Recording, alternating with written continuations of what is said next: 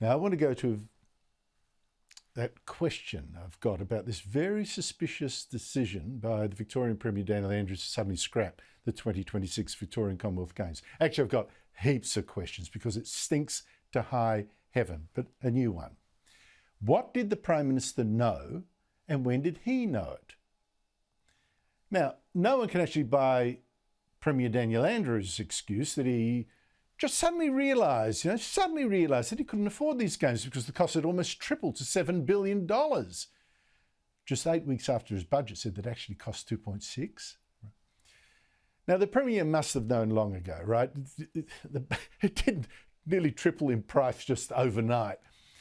But did Prime Minister Anthony Albanese know it too? And, like Andrews, say nothing for weeks or even months while athletes kept training and games workers kept working for nothing.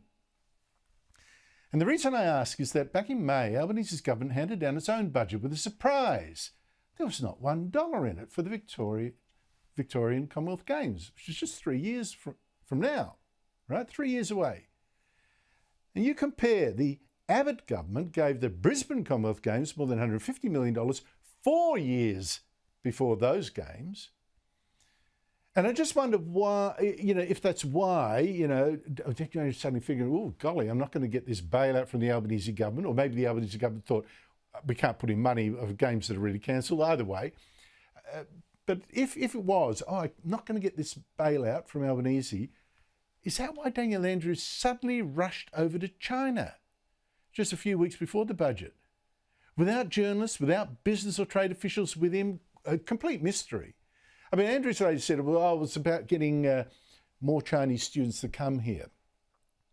But I don't know, just throwing it out there. Was he really begging for a bailout from his Chinese friends? The government's there for the games? Didn't get it if he was. But look, conspiracy theory. I still have questions about that trip too, but maybe I'm just... Anyway, did Prime Minister Albanese then know, back at budget time, these Commonwealth Games were never going to happen? Well, certainly the Victorian opposition leader smells a rat. Well, it's clear now, given that the federal government in its budget in May, when it had no money allocated for the Victorian Commonwealth Games, that I'm starting to suspect that the Andrews government knew then, if not before, that the Commonwealth Games were not proceeding and kept it from the Victorian people. But the Prime Minister today kind of denied that, no, he never got the word that these games were doomed or way back when. But he did it in a wordy way on the ABC that didn't sound convincing at all to me. When was anyone in the federal government alerted to this? Well, we were advised just prior to the announcement. No alert was made. No one was told. Well, it's nonsense. It's nonsense, like a lot of what Mr. Pasuto says, complete nonsense. This was a decision by the Victorian government. Are you suggesting there that at some point there was a discussion raised by the Victorian government with the feds to get some support? There are discussions all the time. Joining me is former tennis professional Sam Groth, who's now Victoria's Shadow Minister for Tourism, Sport and Events. And I must say he's been really making hay with this one, very effective. Sam Groth, great to speak to you. Are you convinced by Anthony Albanese's answer today that no one in this government was told? Complete surprise. First he heard was when it was announced. Well, Andrew, thank you for having me on tonight. And I think no one is convinced by the whole story around the Commonwealth Games as a whole. It seems like the government, Daniel Andrews, took this to the election in 2022 as a promise, a vote grabber from regional Victoria.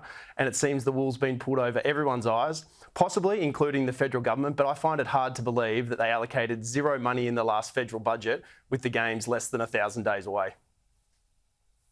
Yep, and like I say, the Abbott government gave $150 million to the Brisbane Commonwealth Games 4 years ahead, 3 years ahead of this one, nothing in this budget. I think they knew something was up.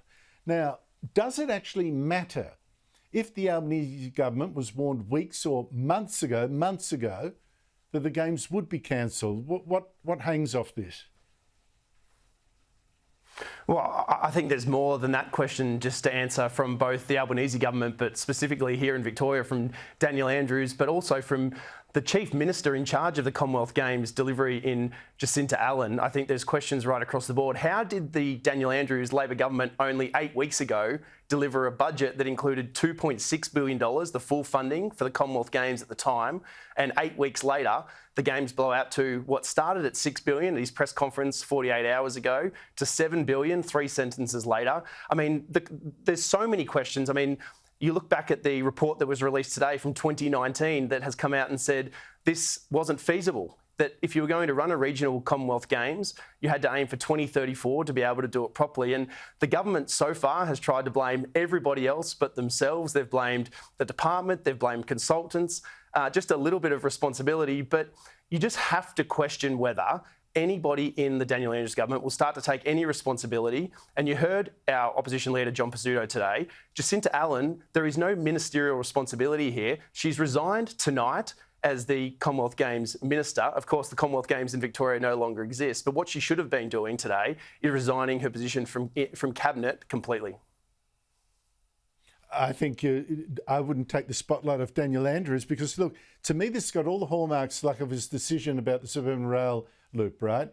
He got a tight little cabal of friends, mates, back scratchers to say, hey, let's do this, back of a paper, envelope kind of thing. Let's promise this. $50 billion, turns out $125 billion, if it ever gets completed, because he didn't consult. I wonder whether that's exactly the same story with the Commonwealth Games, Oh, let's go and do this, didn't consult. Then turns out, bang, it's going to cost, with his grandiose vision of spreading 5 different venues and all sorts of things. He recommended not to do it, recommended this is the wrong time, ignored it all because he doesn't take advice.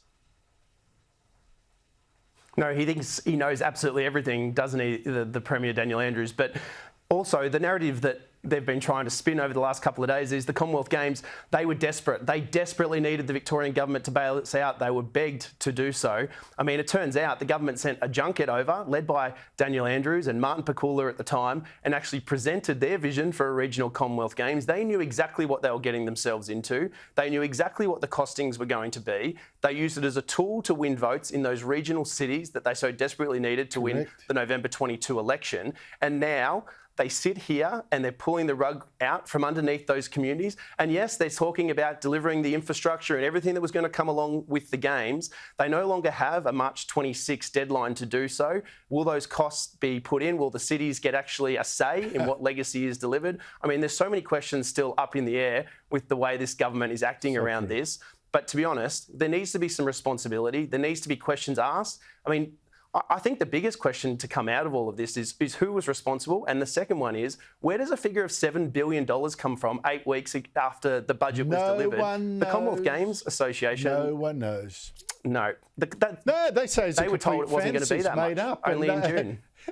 Have we seen one single receipt that indicates this? And by the way, Jacinta Allen has been already put in the gun by Labor as the fall guy, just as Jenny Mikakos was put in the gun as the fall guy there for Daniel Andrews' quarantine hotel disaster during the pandemic. Sam Groth, thank you so much indeed for your time. Really appreciate it.